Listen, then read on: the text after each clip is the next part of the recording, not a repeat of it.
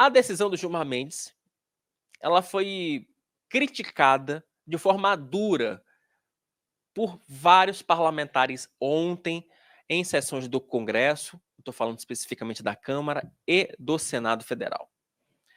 Matheus, vamos começar falando com... Temos o Sérgio Moro pronto? Então, vamos aproveitar, vamos começar o programa para ouvir o ex-juiz e ex-ministro e hoje senador Sérgio Moro sobre essa decisão do Gilmar Mendes que liberou José Dirceu. Hoje o país recebeu atônito a notícia dessa decisão, da anulação das condenações do ex-ministro José Dirceu na Operação Lava Jato. Esse que é um dos grandes símbolos da corrupção do PT, dos governos do PT, dos governos do Lula. E quem diz isso não sou eu, é o Supremo Tribunal Federal.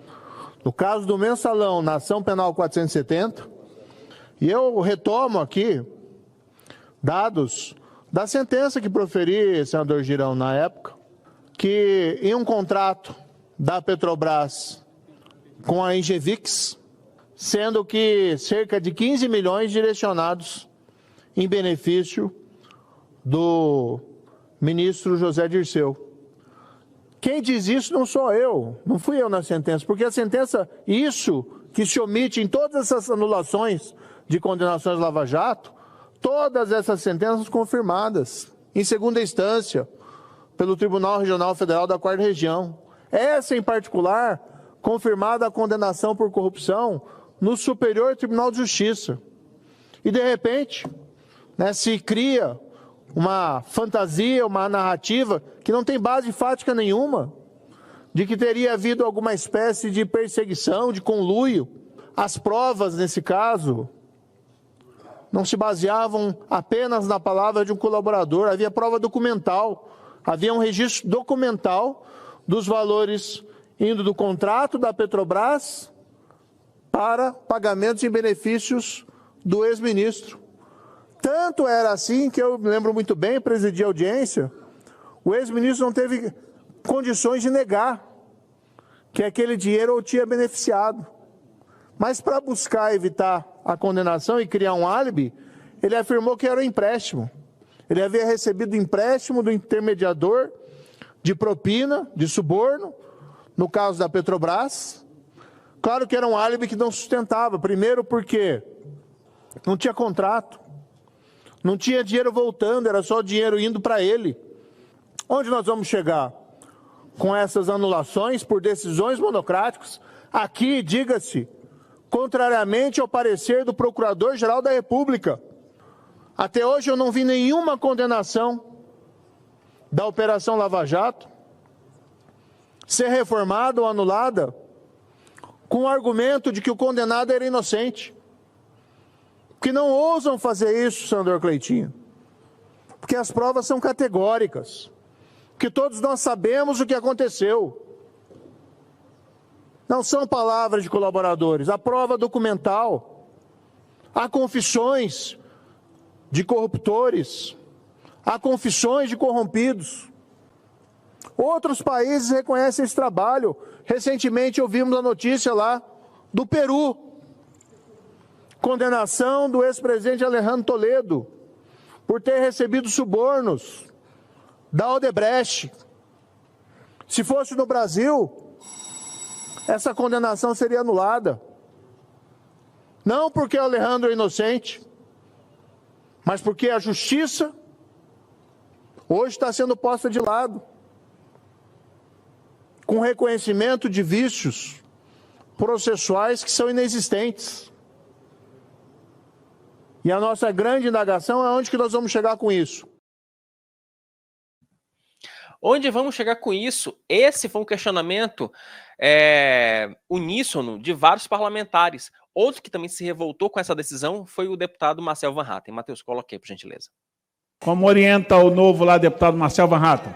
O novo orienta sim, senhor presidente, e quer lamentar que no mesmo dia em que pessoas inocentes que aguardavam que na CCJ votássemos a anistia a crimes que não cometeram, para que então o plenário pudesse se pronunciar. No mesmo dia em que a justificativa para que isso acontecesse é que este tema, deputado Domingos Sávio, não interferisse nas eleições para a presidência da casa, ou seja, no mesmo dia em que se disse não vamos votar na CCJ anistia para evitar politicagem, e se atrasa na vida das pessoas a busca por justiça. Nesse mesmo dia, o STF, pelas mãos de Gilmar Mendes, decide anular todas as condenações do corrupto e bandido José Dirceu. Isso, senhor presidente, não é apenas de se lamentar, é de ficar revoltado como brasileiro. Outro parlamentar que ficou revoltado foi, no caso revoltada, foi a ex-ministra Damares Alves. Matheus, coloca a Damares, por gentileza. E aí, como é que a gente vai dizer isso para o mundo no dia 29 de outubro? Um homem que foi envolvido em todos os esquemas de lavagem de dinheiro, ele é inocentado.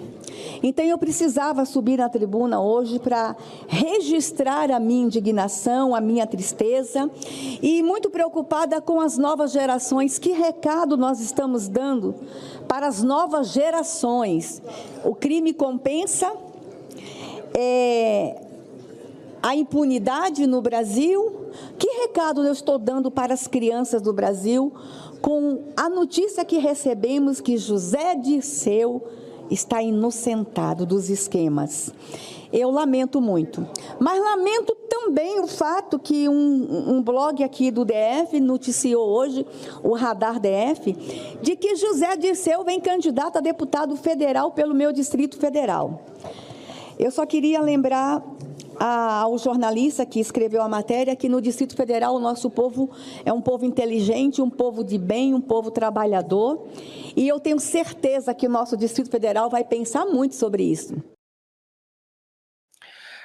Ontem, o ex-presidente Jair Bolsonaro foi ao Senado, foi conversar com a bancada do PL para falar especificamente sobre o PL da anistia, sobre outros assuntos, até a sucessão presidencial. Eu vou contar um pouquinho desse bastidor aqui no programa, e ele também se pronunciou sobre o caso do José Dirceu. Matheus, coloca aí, por gentileza, o ex-presidente Jair Bolsonaro.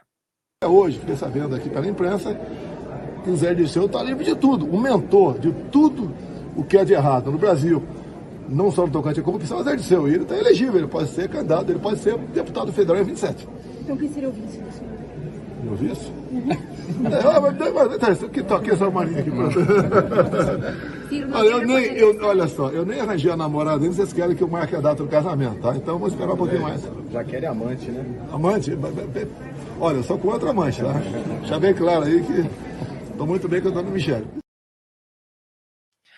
Ao contrário da oposição, os petistas foram para a tribuna da Câmara defender a decisão do Gilmar Mendes, dizendo, olha, tá tudo certo, foi uma injustiça com o Dirceu, que é um guerreiro brasileiro. Isso na visão dos petistas. Matheus, coloca por gentileza aí o Zaratini falando sobre o caso.